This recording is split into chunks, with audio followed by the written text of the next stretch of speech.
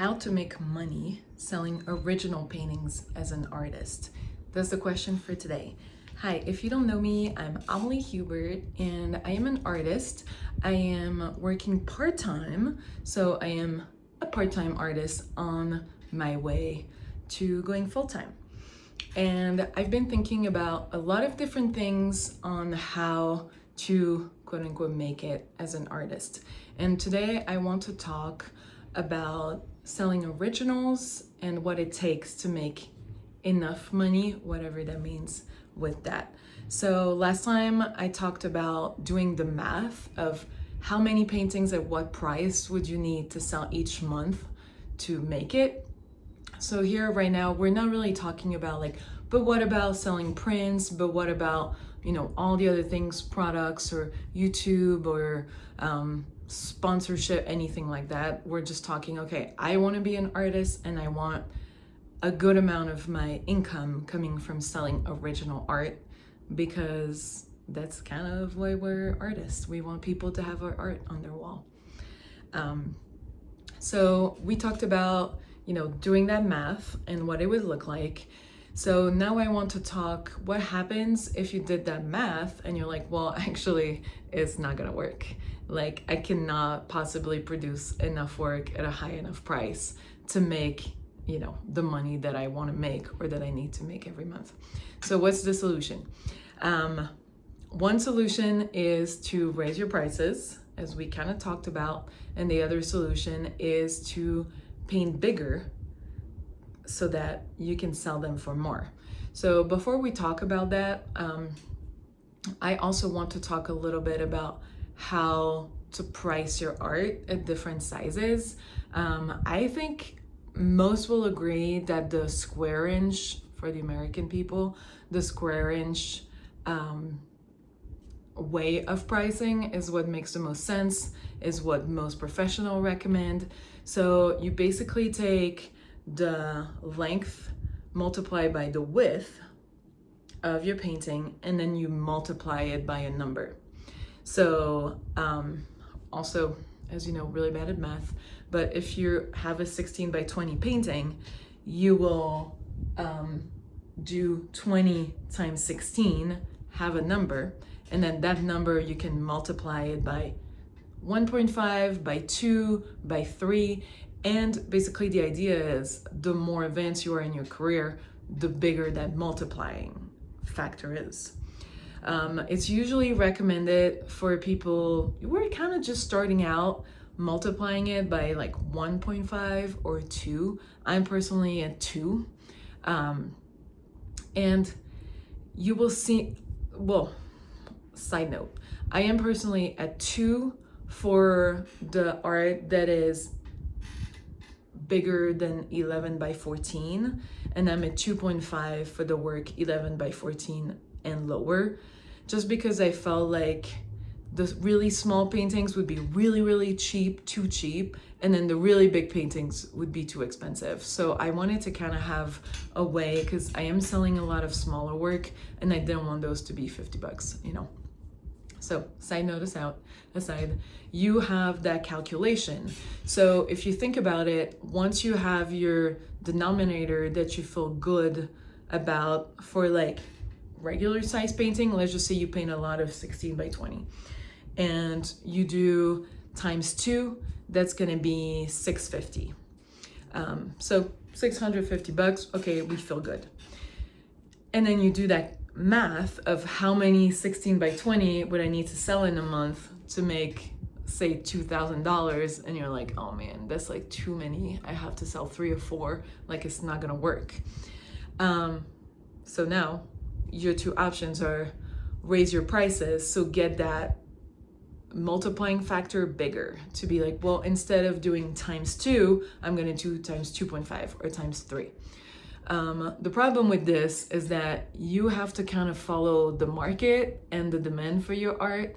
So there's only, even though you should raise your prices, in almost all the cases, artists just undercharge for their painting. So I think you're good to I don't know you, but you're good to raise your prices a little bit, but you also don't want to go too crazy and be okay, I'm gonna put this at $2,000 and then we'll see. So I only have to sell one, but then it makes it hard to sell. So you have to kind of stay, you know, reasonable, I would say. Though some people will tell you not to be reasonable and just to price it high, and there's some people that will find it, and that's a whole other topic. But if you want to, like, you know, not do too much of a jump at first, raise your prices a little bit and then paint bigger. Have some art that is 18 by 24, 24 by 36.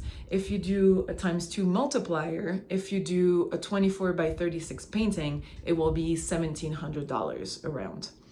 So now you only have to sell one-ish to be able to make $2,000 a month. So now it doesn't mean necessarily that it's gonna be easier to sell than pricing this, but I think we can all recognize that most people will see a giant painting for $1,700 and be like, yeah, that's worth it. Like, that's a big painting. Like, that will fill my whole wall above my couch. And then they will see a small painting for $1,700 and be like, I don't know, you know, if you're not super established. So I feel like that's a good way to kind of try to raise the amount that you make, is a combination of raising your prices some and then painting bigger, to try to have people buy bigger paintings, even if it's slightly bigger paintings, to make more money. And to me, at least, it feels easier to feel comfortable with my prices when I'm like, okay, yeah, it's like, it's $1,700, but like, it's big. So that's kind of how I've been going about it. I still have a big selection of sizes.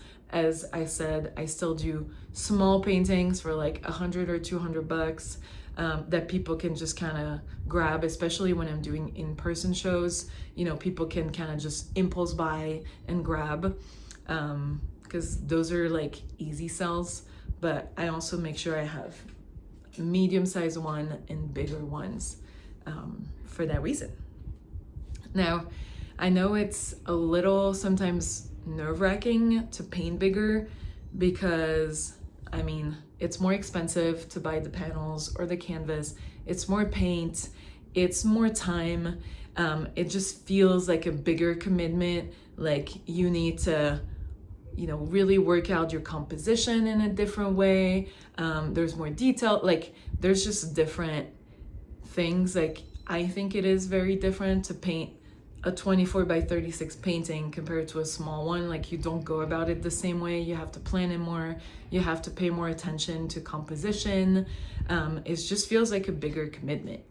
And part of it, I think, is to start doing it and know that at first it's going to be uncomfortable, but then you build kind of like the muscle of a bigger painting. You build the courage, first of all, and then you also start finding ways to make it so that painting twice as large doesn't take you twice as long. So that's something to consider. Sometimes it will take longer to paint a small painting because you still have to, you know, do all the things. Prep your panel and mix your colors and decide on what you're going to paint and work out the composition, all that. All this takes about the same time. It's really just the painting time where you have more surface to cover and you might be more tempted to put in more details since it's bigger. And I think that's a good thing to practice, is to really think about, okay, how much time do I want to put into it? Just because it's a big painting doesn't mean it has to take me 3 months to do it, because then it defeats the whole purpose.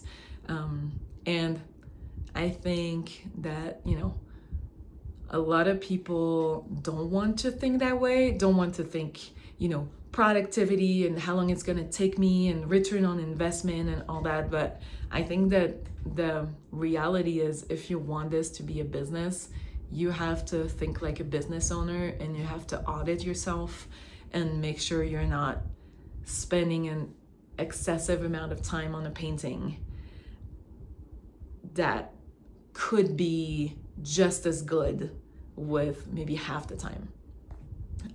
So it's kind of a different topic that I went into, but just something to think about is how can you challenge yourself and be aware of how much time you put in a painting and if it actually makes it better, or if it's just kind of like your perfectionism and you're just, overthinking it, that will make you spend 40 hours on a painting that really could have been done in 20, kind of thing.